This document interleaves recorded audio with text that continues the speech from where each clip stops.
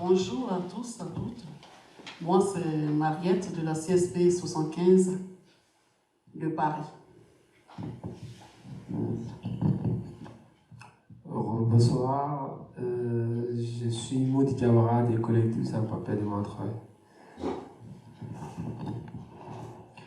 Bonsoir tout le monde, Nayan de Solidarité Asie France, je suis le président et le fondateur de cette association. On travaille pour les migrants qui sont en difficulté. Merci. Merci beaucoup. J'avais des petites questions. Je ne sais pas si le public a envie d'interagir déjà, poser des questions à propos du film ou de la représentation du théâtre. Voilà. Sinon, je peux commencer et s'il y a une idée qui me vient en tête. Moi, je me demandais, parce que c'est une forme particulière de faire une pièce de théâtre, plutôt que d'aller en manifestation, et peut-être que ça arrivait un peu à pas un essoufflement parce que c'est toujours important de manifester, mais est-ce que c'était aussi une recherche d'une nouvelle forme de militer et de faire visibiliser un peu la cause des sans-papiers et tout ça? Qu'est-ce que ça vous a apporté de faire cette pièce de théâtre en fait? Ouais. Je sais pas qui va répondre. Merci beaucoup pour cette question. Déjà,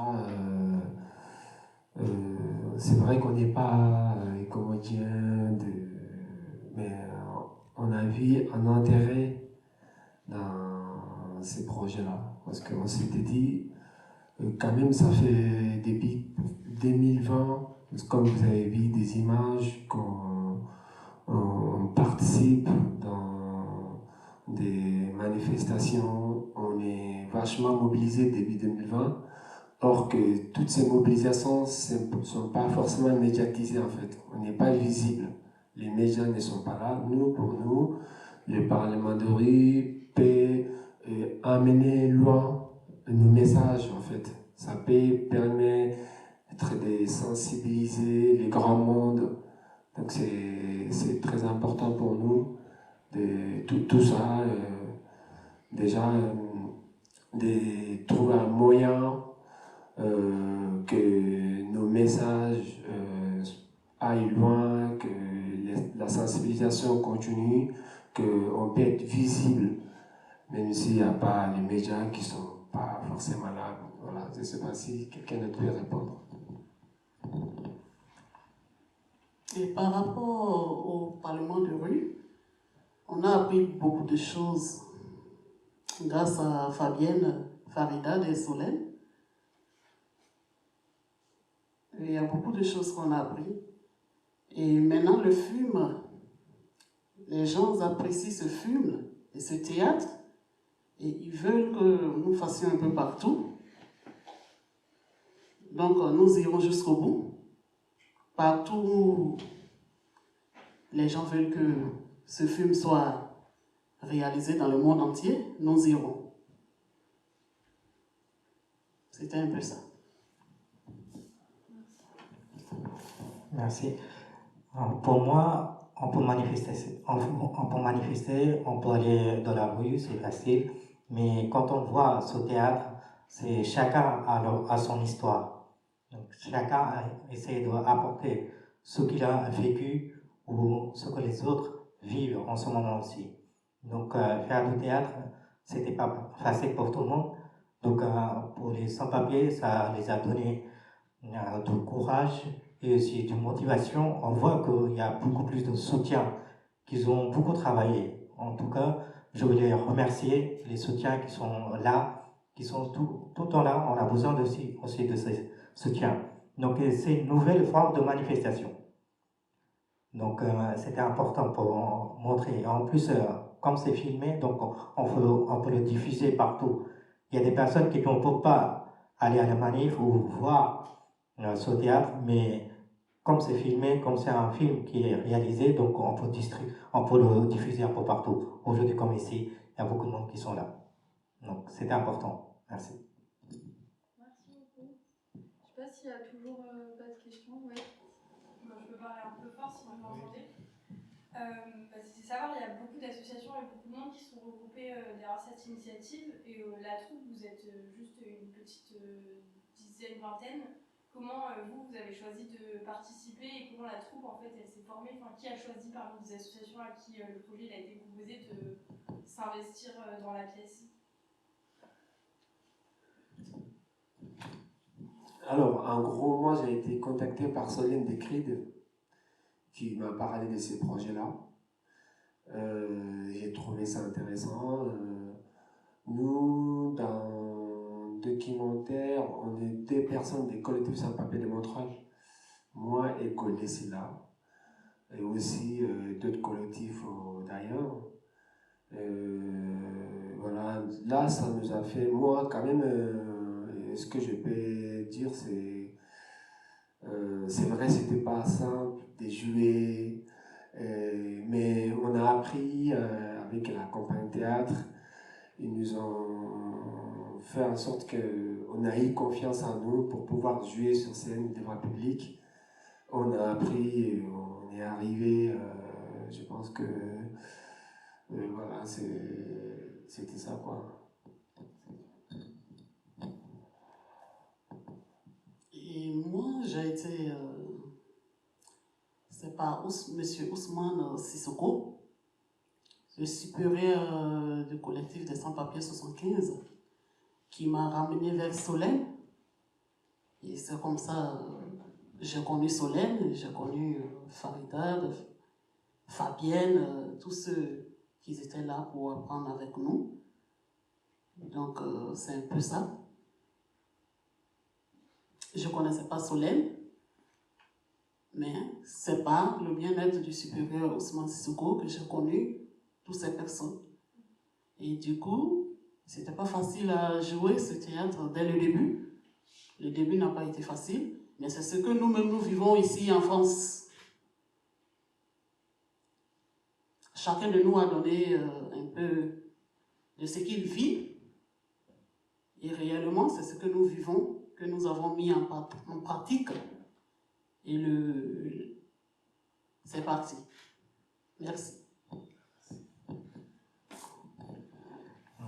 Notre association en solidarité Asie-France a beaucoup travaillé avec les CRID et je connaissais déjà Solène parce qu'on avait participé aussi à d'autres manifestations, par exemple à la marche des solidarités qui était l'initiative pendant la crise sanitaire. Par la suite, il y a eu la marche nationale et ensuite, comme il y avait le projet de loi de Darmanin qui était allé mettre en place, donc il y avait aussi un autre mouvement qui était en train de mettre en place. Donc c'est de cette manière que le Parlement de rue a connu ce jour aussi. Et également, on a été allé à Bruxelles aussi avec la CRID et apparemment en Belgique, il y a aussi un Parlement de rue qui a eu lieu. Donc de cette manière, CRID et aussi d'autres associations a pensé pourquoi pas faire la même chose en France. Donc, Solidarité Asie-France, comme on travaille pour les personnes qui sont en difficulté, pour les sans-papiers, pour les Bangladais aussi. Donc, c'est pourquoi ce projet était très intéressant. Et également, le projet ainsi que le théâtre a été joué par les personnes concernées. Parce que si on faisait faire jouer des rôles d'un sans-papier, donc il n'aurait pas les mêmes émotions ou les mêmes sentiments ou les mêmes messages qu'il faut faire passer. Donc c'était très intéressant de ce poste. Merci. Et moi j'avais une question qui est peut-être un peu bête parce que je connais pas du tout vos vies et vos parcours et tout ça. Mais je me demandais, parce que c'est évoqué dans la pièce de théâtre, la question du français, qu'on est obligé d'apprendre le français alors même que ça va être conditionné même pour l'accès à un titre de séjour. Et je me demandais, est-ce que c'était un choix ou c'était une évidence de faire une pièce de théâtre en français pour être comprise, ou est-ce qu'il y a eu des discussions sur le fait de aussi laisser votre histoire parler en différentes langues en fait? Je sais pas si c'est une question très claire, mais je peux la reformuler. Oui, ça répond. Ouais. Pourquoi le choix du français pour faire toute la pièce de théâtre et pourquoi pas la rendre aussi accessible à des gens qui parlent pas forcément le français et voilà. Je sais pas si c'est... Alors moi, je suis pas sans papier, j'ai la nationalité française, je suis venu en France en 2002, j'ai fait mes études en France, j'ai eu double master par la suite, je suis chargé d'enseignement supérieur et également je suis interprète en langue bengali. Je travaille pour le service public, mais pour moi c'était intéressant de travailler en français parce qu'il faut montrer aussi aux gens français comme quoi les sans-papiers ne sont pas ici, ils font beaucoup d'efforts pour apprendre le français. Et aussi pour faire passer le message, c'était très intéressant, c'était très important. Donc apparemment il y a un projet qui est en cours de traduire ce film en plusieurs langues, donc ça va être disponible aussi dans les autres langues. Alors, je pense que c'est important de passer ce message-là en français parce qu'on parle au français d'abord. Tout d'abord, on parle à la population française. Parce que ce qui se passe dans le média, c'est que les responsables politiques, à vous, comme ministère ou ministère de l'Intérieur, etc., ce qu'ils disent n'est pas forcément ce que nous, on veut qu'il y ait la réalité. Donc, on est dans un pays où on vit des choses quand même qui appartiennent à nous, mais d'autres personnes se permettent de parler de ces situations, or qu'ils ne peuvent pas connaître forcément comme nous-mêmes qui la vivons tous les jours. Donc, aujourd'hui, là, vous avez vu déjà dans le film, quand on nous dit il faut, t'as pas les papiers, t'as pas le droit de travailler. Moi, je suis en France il y a que 5 ans. Du coup, je suis pas encore régularisé. On nous dit, t'as pas le droit de travailler parce que t'as pas de papier. Mais par contre, quand tu régularises, on te demande des fiches de paie. Donc, vous voyez un peu comment tout ça. Donc, on nous dit 3 ans de présence, 24 fiches de paie. Mais en fait, le problème est que les 24 fiches de paie ne peuvent pas justifier tes 2 ans de présence. Or, enfin, c'est quand même, c'est vachement hypocrite quand on présente 24 fiches de paie à temps plein. Il faut aussi présenter d'autres preuves de présence. C'est pas possible que ces 24 fiches de paie, quand on te dit que ces 24 fiches de paie ne peuvent pas prouver que tu étais là 2 ans. C'est pas possible. Donc, il y a tellement de l'hypocrisie, et ça, ceux qui ont vécu forcément, on a voulu montrer ça à la population française, parce que c'est vrai, les médias disent autre chose, Darmanin dit autre chose, mais nous, on veut aussi dire ce qui est la vérité, ce qui est vrai, ce qu'on nous voit tous les jours. Donc, moi, je pense que c'est important de passer ce message-là en français.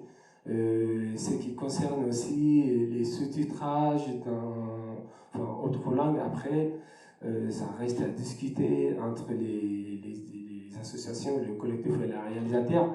Ça pourrait être intéressant de faire un sous-titrage en anglais, en espagnol, etc. Mais nous, je pense que c'est très important que ces messages soient passés en français. Voilà. Et pourquoi est-ce qu'on parle du français dans le film? Parce que ici, quand tu arrives en France, il y a beaucoup de personnes qui sont passées par plusieurs voies avant d'arriver en France. Il y en a qui ne comprennent pas le français. Donc, quand tu arrives en France, il faut te renseigner pour apprendre le français. Il y a des associations qui sont un peu partout. Donc, il faut te renseigner pour t'inscrire, pour pouvoir apprendre le français, parce que c'est pas facile d'apprendre le français. Et du coup, il y a ces gens-ci qui vont à la mairie pour se renseigner. Même si tu ne comprends pas aussi l'anglais, il y a aussi ça pour apprendre aussi l'anglais, si tu veux partir de l'autre côté. Donc, c'est très important pour apprendre le français, parce que pour s'exprimer devant du monde, c'est pas facile. Donc, il faut vraiment apprendre le français et on finit jamais d'apprendre. Nous sommes là pour toujours apprendre. Du coup, ce film nous a apporté beaucoup de choses. Parce que moi, je suis venue en France. C'est pas du coup j'ai eu les papiers. J'ai eu les papiers après 2 ans. J'ai eu mes papiers. Et après, du coup, ces papiers, bon, comme vous avez vu dans le film, et après, j'ai été régularisée. Il fallait que je passe à une association pour pouvoir être régularisée. C'est pas du tout facile. Depuis 8 ans, je suis en France. Et quelqu'un qui avait les papiers, et après qui n'a pas les papiers, et après qui cherche par où rentrer pour pouvoir avoir les papiers. C'est pas du tout facile. Donc il faut s'attendre à tout en France. Je vous remercie. Oui, je ne sais pas s'il y a une question ou une remarque ou... Non on peut continuer comme ça aussi. Hein. Ouais. Moi, je me demandais aussi... bah oui, quand vous êtes tous et toutes à des moments différents de votre parcours par rapport à la régularisation, c'est comme ça qu'on prend les choses. Je me demandais, est-ce que ça vous a aussi appris des choses d'être ensemble, d'avoir ce moment collectif où on mène un projet vraiment, oui, en groupe et on apprend des autres, tout ça. Je sais pas ce que ça vous a apporté aussi de mener un projet vraiment collectif, qui est aussi militant et même parce que ça ressemble un peu à ma première question, mais c'est un peu différent. C'est ce que vous avez apporté, le côté vraiment du groupe.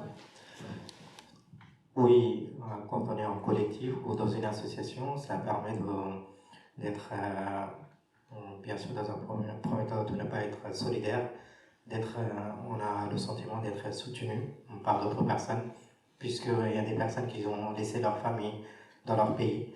Donc, c'est en quelque sorte, si on est dans une association, dans un collectif, c'est comme une famille. Donc, chacun essaie de s'entraider quand l'autre est en difficulté. Donc, sur ce point-là, c'est important. Et également, concernant les informations, on peut avoir plus d'informations quand on est dans une association ou dans un collectif. Parce que si une personne a une information qui est très importante, donc cette personne peut partager assez facilement ou mettre dans un groupe WhatsApp ou Telegram. Tandis que quand on est seul, on est un petit peu isolé, on est écarté. Donc, et en plus, il y a plus de... Au niveau moral aussi, c'est important, et aussi pour sa santé.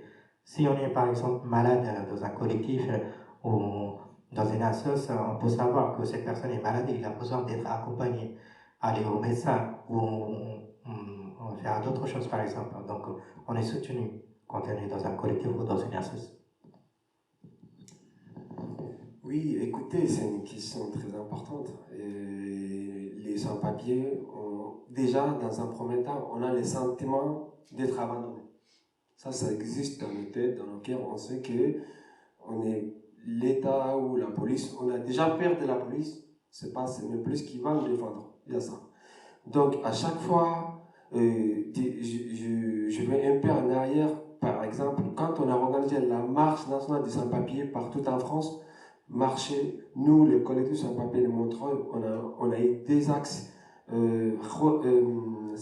Strasbourg-Paris, Rennes-Paris. C'est-à-dire, nous, le collectif des sans-papiers d'Alsace, on a créé les contacts entre les CSP Montreuil et sans-papiers d'Alsace, et aussi de Rennes. On a eu au-delà on a eu une sorte de fraternité, de solidarité entre les collectifs des sans-papiers de Montreuil et les collectifs sans-papiers d'Alsace et Rennes. Quand on a marché de Strasbourg à Paris, ça nous a pris 3 semaines de marche. Chaque ville, on a des soutiens, des camarades qui viennent et qui viennent à nous, les soutiens, qui viennent, qui nous fait des soutiens très importants. Il y a des soutiens qui nous ont accompagnés jusqu'à Paris. Ces personnes-là, on ne les connaissait pas avant. bah, finalement, on est venus comme des frères et sœurs. Déjà, il y a ça. Deuxième chose, là, avec les associations, avec d'autres collectifs, c'est à partir du moment où il y a un projet, qu'on rencontre de nouvelles personnes, on a un nouveau projet, ça nous rassure, on a on a un sentiment de protection aussi, on se sent rassuré.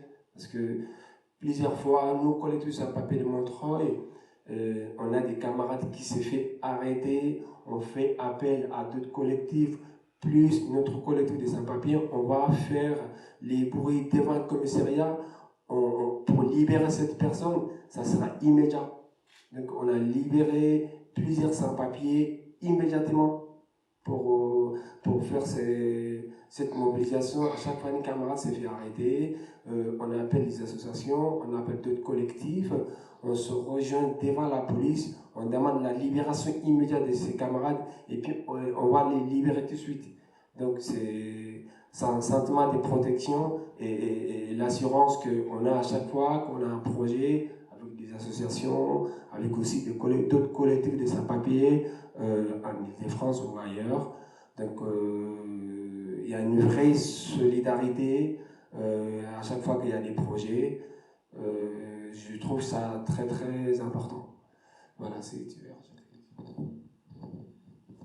Ce que je voulais ajouter, quand tu es dans une association, tu es soutenu par ceux qui sont à la tête, parce que tu es venu trouver des gens, donc tu leur demandes comment il faut faire. Et eux, ils t'expliquent en fin de compte pour que tu puisses marcher sur ce voie. Parce que là, avant d'avoir, il y en a qui sont sans papier, avant d'avoir aide médicale, il faut te renseigner auprès des délégués. Et par exemple, chez nous, il y a une carte. Et c'est cette carte qui te fait circuler partout. Là, si tu es arrêté, quand tu présentes cette carte, il n'y a pas de problème. Et sur cette carte, il y a le nom des supérieurs qui sont écrits sur cette carte. Et dès qu'on appelle ces supérieurs, ils disent, OK, il est de notre association, vous pouvez le laisser. Ou, si ça va au centre de rétention, ils vont poursuivre l'affaire pour que tu sois libéré. Donc, c'est très important d'être dans une association. Parce que sans une association, tu ne sais pas quoi faire. C'est comme si tu étais dans la jungle. Tu n'as personne. Ici, nous sommes venus de nationalités différentes, Guinéens, Maliens, Burkinabés, Ivoiriens, un peu partout, Malgaches, tout. Donc, il faut t'intégrer dans une association pour que les gens puissent te soutenir. Sinon, tu es perdu. Donc, c'est un peu ça que je voulais ajouter. Excuse-moi, j'aimerais juste rajouter un petit truc. En fait, sur les dossiers de régularisation aussi, quand on est sans papier, on n'est pas dans un collectif, on est abandonné en fait, parce que on sait qu'aujourd'hui, la préfecture ne respectait pas forcément les circulaires que nous régularisent en fait. Voilà, c'est la réalité. La préfecture aujourd'hui, même si tu as 24 fiches de paie, 3 ans de présence avec toutes les preuves, ils ont quand même un mot à dire, ils te donnent de rejet quoi. Donc, quand on est dans un collectif, entouré avec des associations, ça le fait peur. Ils n'ont pas les bruits, ils n'ont pas le mouvement, ça le fait peur. Du coup, il y a des collectifs qui régularisent, le collectif sans papier qui régularise, qui est en lien avec la préfecture, qui peuvent régulariser, or que certains cas, or que ces cas-là, quand ils sont tout seuls, ça ne marche pas. On leur donne le rejet. Donc, vraiment, ça nous rassure tout ça, quoi. Et également, dans chaque collectif ou dans chaque assoce, on travaille aussi avec des avocats en cas d'arrestation pour les informer afin d'être soutenus. Donc, c'est important sur ce point-là aussi. Merci.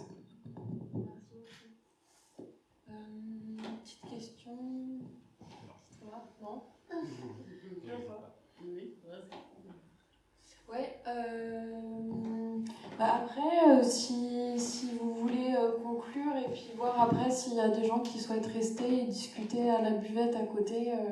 Ça peut être quelque chose de faisable. Voilà. Je voulais vous demander, pour conclure, ce que vous voudriez dire, ce qui vous paraît vraiment important à retenir de votre expérience, de cette initiative qui vous a regroupés tous ensemble et toutes et tous ensemble. Voilà.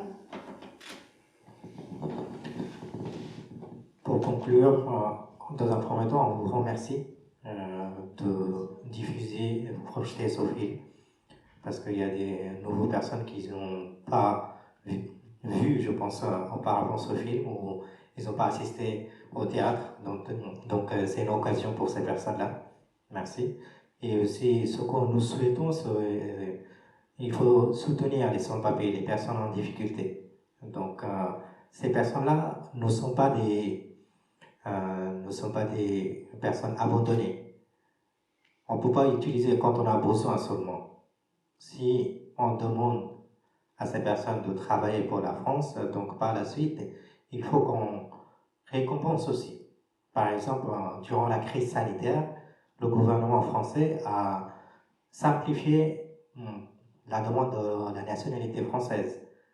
Les personnes qui avaient les papiers. Tandis que pour les personnes sans papier, ils ont travaillé, ils ont mis leur vie en danger tous les jours, toutes les nuits.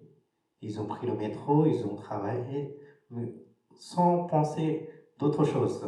Tandis qu'ils n'ont même pas eu un merci de la part d'Emmanuel Macron. Tandis qu'il a pris à plusieurs reprises la parole, mais il n'a pas eu le courage ou je ne sais pas quoi. Il n'a même pas prononcé le mot des sans-papiers. Tandis que c'est eux qui ont fait rouler la France en quelque sorte, fonctionner la France en quelque sorte, durant la crise sanitaire. Donc, comment ça se fait que ce gouvernement a oublié ces personnes-là? Au lieu de les remercier, maintenant, on est en train de encore durcir les lois. Donc, pour moi, ce n'est pas acceptable. Je pense que pour vous aussi, ce n'est pas acceptable. Et merci de les soutenir encore. Merci. Et bravo en tout cas. Rapidement, pour conclure, merci à Léonore, merci tout le monde d'être là. Dans un premier temps, nous voulons juste vous dire que les sans-papiers, on est utile à la société. On travaille, on contribue, on paye des impôts. L'année dernière, moi, j'ai payé 1300 € d'impôts. Même si, en fait, on est utile à la société parce qu'on contribue, mais derrière, on n'a rien. On n'a pas les chômages partiels, on n'a rien.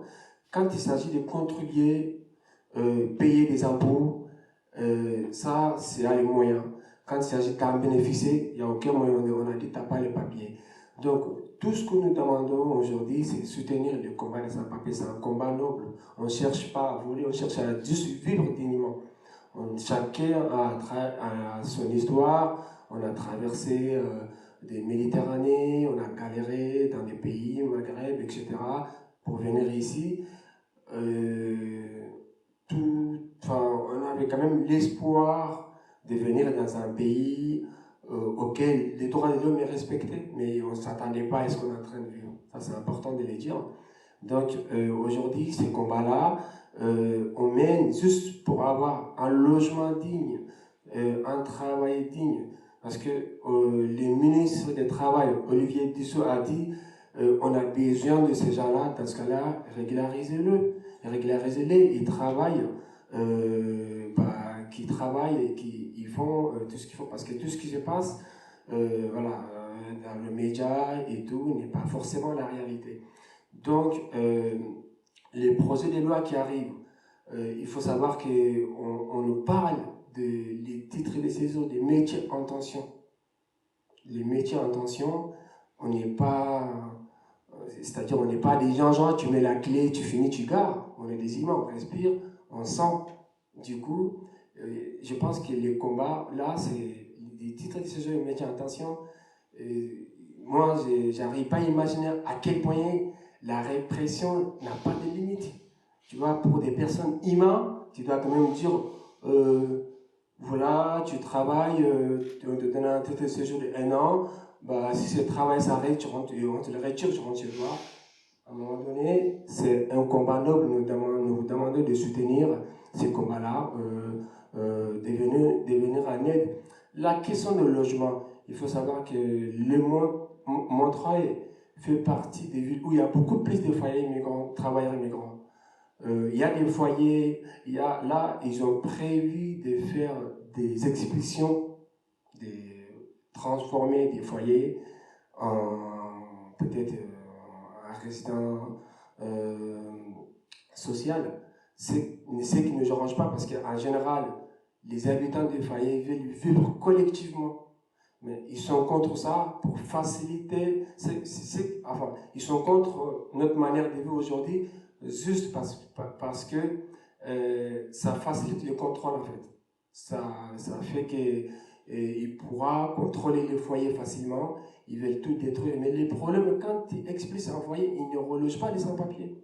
Ils ne prévoient aucun relogement pour les sans-papiers. Or qu'il y a des foyers que les sans-papiers, ils payent leur lit, ils sont là, ils n'ont pas de problème, ils travaillent, ils rentrent et payent leur lit. Bah, nous, par exemple, ils ont expulsé Foyer Bara. Il y a eu 274 personnes dans la rue, voilà, il n'y a rien. Depuis 2020, ils sont en train d'expulser un foyer Rocheprune, qui est un foyer depuis 1969. Ce foyer-là, nous, notre collectif, on avait recensé le nombre de sans-papiers ce foyer-là. On a eu 546 personnes sans-papiers dans ce foyer-là. Donc ce foyer, aujourd'hui, est en train d'expulser sans encore logement prévu pour les sans-papiers. Donc, c'est un autre foyer aussi, Branly, que le 11 août, nous avons manifesté contre l'expulsion sans concertation. Là, et à chaque fois qu'ils expulsent, ils ne prévoient aucun relogement pour sans-papiers. Pour eux, c'est normal de jeter une personne dans la rue. Pour nous, c'est pas normal. Pour nous, un toit est un droit. On doit avoir un toit minimum. Donc, toujours, on fait appel à vous de soutenir le combat des sans-papiers. Nous voulons juste vivre dignement. Moi, quand je suis venu en Espagne, je suis resté une semaine et je ne pouvais pas parce que je ne pouvais pas prendre mon billet de train. Je ne savais pas. Tout ce qui était écrit, je lisais, mais je ne comprenais pas c'était quoi. Bah, j'ai dit, j'ai fait quand même l'école au Mali, je suis malien, en France. Donc, je suis venu en France, c'était autre chose. Donc, on cherche juste de vivre dignement, d'avoir la tranquillité. Et voilà, merci beaucoup tous de venir nous écouter. Nous appelons tous de soutenir le combat de sans-papiers. Merci. Je remercie tous ceux qui ont fait le déplacement pour venir nous écouter. Je remercie Léonore qui a voulu à tout prix que nous soyons là, aujourd'hui 24 septembre 2023. Oui, parce que nous voulons que vous souteniez les sans-papiers. Parce que ici, quand tu n'as pas les papiers, tu ne peux pas vivre dignement. Tu es toujours poursuivi. Quand tu vas au travail, tu ne sais pas quand est-ce que tu seras arrêté. Donc, nous demandons au président Macron et à son ministre Darmanin de régulariser tous les sans-papiers. C'est ce que nous demandons. Nous ne voulons pas un titre de séjour de 1 an. Ça ne nous arrange pas. Parce qu'ici, déjà, nous payons les impôts. Nous travaillons. Nous avons aussi des enfants ici. Donc, nous voulons aussi vivre comme les autres. Et aussi avoir aussi des logements, comme aussi des autres, et vivre dignement. Un sans-papier. C'est pour cela que nous luttons jusqu'au bout. Nous militons. Il faut militer, il faut lutter. Parce que là, ça s'arrache les papiers. Mais avec cette loi qui est en train de venir, ça court, ça nous rattrape. Nous, ça ne nous arrange pas. Ils ont besoin de sans-papiers. Parce qu'un sans-papier, quand il travaille, le patron, lui, ça l'arrange. Mais nous, ça ne nous arrange pas. Parce que nous voulons être déclarés comme les autres. C'est pour cela que nous sommes là ce soir. Nous voulons que cette loi change pour que tous les immigrés, tous ceux qui sont dans les associations ici partout, les associations Vitry qui ne sont pas aujourd'hui avec nous, il y a d'autres aussi collectifs qui ne sont pas ici avec nous.